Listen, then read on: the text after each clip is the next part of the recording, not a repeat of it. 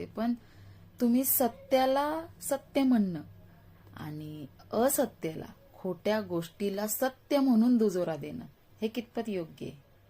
काय वाटतं तुम्हाला?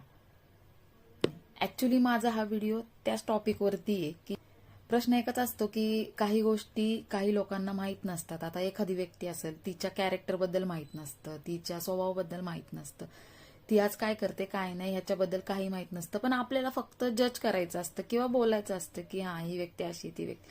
त्यात किती सत्य आहे हे कधीच जाणून घ्यायचं नसतं.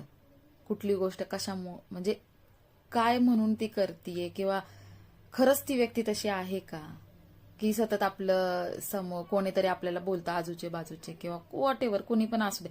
आणि हे सगळं बोलणारे करणारे जज करणारे हे सगळे आपल्या आजूबाजूचेच असतात, आपल्याकडचेच असतात, आपल्या घरातलेही असतात. मग तुम्हाला अधिकार काय आहे त्या गोष्टी बोलायचा?